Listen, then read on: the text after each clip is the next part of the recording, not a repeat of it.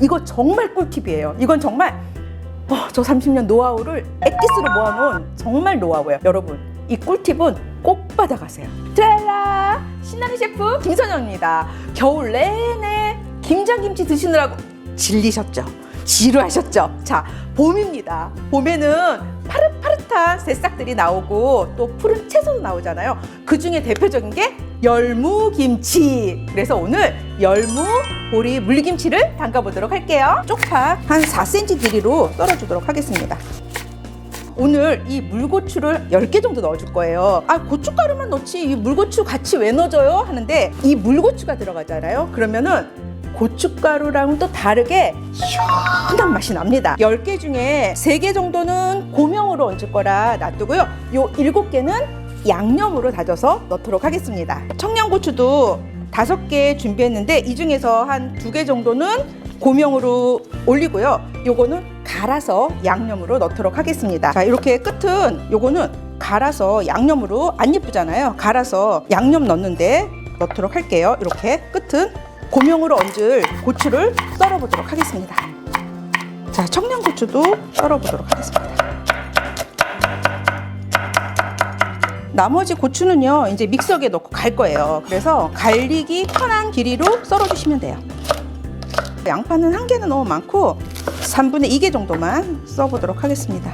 믹서기에 갈 거예요. 양파 좀 낼 거니까 갈리기 편한 크기로 이렇게 썰어주도록 하겠습니다. 요즘 배값이 너무너무 비쌉니다.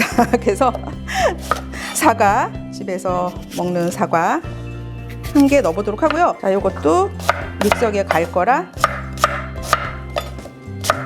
갈리기 편한 크기로 썰어주도록 하겠습니다.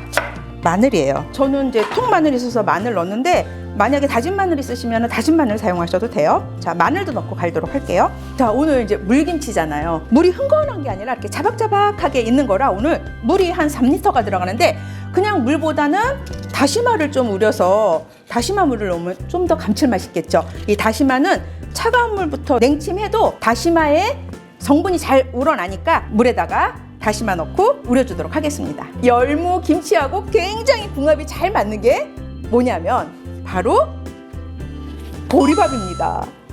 오늘 이 열무 물김치에 이 보리밥이 들어가잖아요. 그러면 구수하면서도 또 열무에서 나오는 그 시원한 맛, 또 채소에서 나오는 그 향긋함과 달큰함으로 열무 물김치가 굉장히 맛있는데 일조하는 게 바로 요 보리밥입니다. 네, 일단 믹서기에 밥부터 넣고 갈아주도록 하겠습니다. 자, 물은요 4컵을 넣어줄 거예요. 이거는 꼭 규정 짓지 않으셔도 돼요. 갈 때 수분이 좀 있으면 잘 갈리니까. 네, 이렇게. 자, 갈아보도록 하겠습니다. 네, 자, 이렇게 미리 먼저 한 2분 정도 갈고 난 다음에 우리 아까 왜 썰어놨던 과일, 고추 넣어서 갈아주도록 하겠습니다.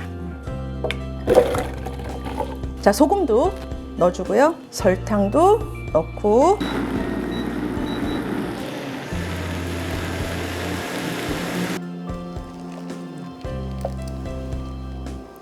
고춧가루 넣어주시고요. 멸치 액젓이든 까나리 액젓이든 액젓 넣어줄게요. 이렇게 양념을 해서 조금 한 20분 정도, 20-30분 정도 두면은 고춧가루가 불어서 고추색이 잘 나거든요. 그리고 보리밥이 안 갈려가지고 조금 중간중간에 있다 하면은 어떡하지? 열무 물김치 먹을 때 보리밥이 이렇게 떠 있으면은 누가 먹다 남은 것처럼 지저분하지 않을까 싶으시죠? 걱정하지 않으셔도 되는 게 이게 발효가 되면서 그 보리밥이 삭습니다. 그러니까 걱정하지 않으셔도 돼요. 와, 열무 사왔습니다. 열무는 길이가 좀 긴 게 있고 짧은 게 있잖아요. 어느 게 더 좋은 거냐면 짧은 게 더 좋은 거예요. 네, 긴 것보다는 짧은 게 좋습니다. 선생님 거 좀 길어 보이는데 이게 내 맘 같지가 않아요. 네, 자, 이렇게 손질하고요. 만약에 이 무만 너무 두껍다 싶으면 이렇게 반만 갈라주시면 돼요. 자, 이렇게 해서 다듬어 보도록 할게요. 다듬은 열무를 깨끗하게 씻어왔습니다. 자, 이렇게 씻어갖고 왔으면 그 다음 뭐 할까요? 당연히 절여야죠. 오늘은 열무를 절이지 않을 거예요.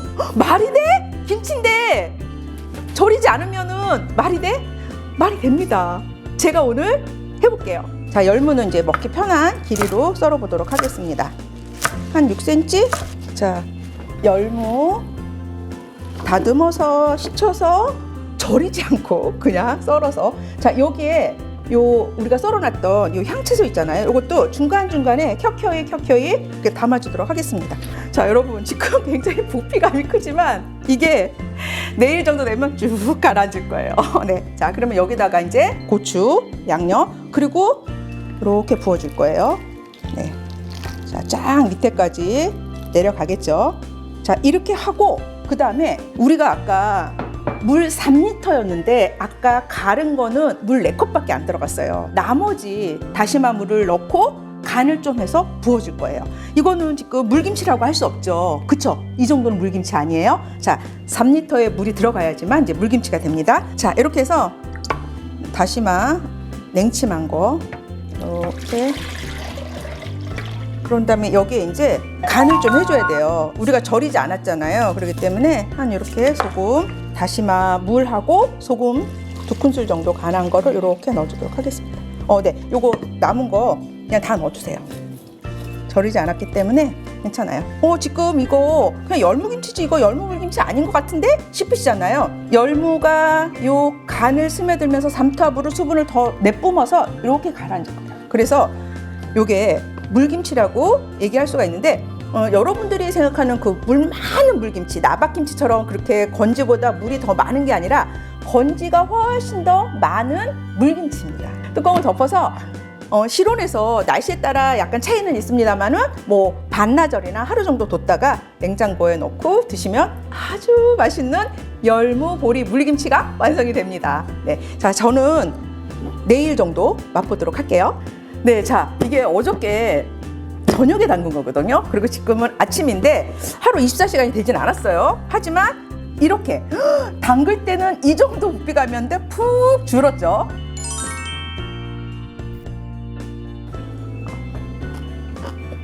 딱 좋습니다. 딱.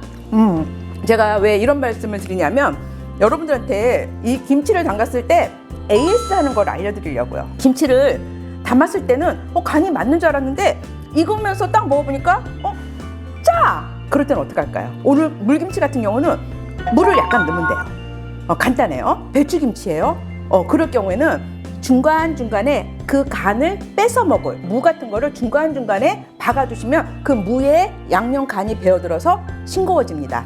자, 반대로 싱거워요. 이게 문제인 거예요. 국물만 이렇게 따르세요.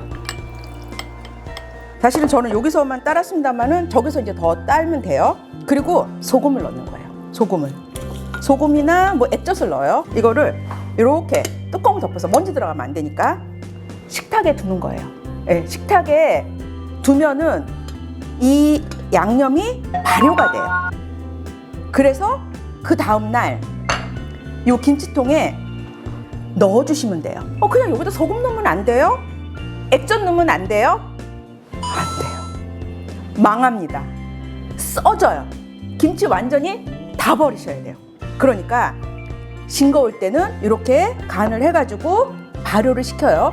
몇 시간 정도 두면 돼요? 그러면 한나절? 아니면 그냥 오로지 그냥 하루? 그것도 괜찮아요. 이거 정말 꿀팁이에요. 이건 정말 저 30년 노하우를 엑기스로 모아놓은 정말 노하우예요. 여러분, 이 꿀팁은 꼭 받아가세요. 저는 다음 시간에 더 맛있는 음식 가지고 올게요.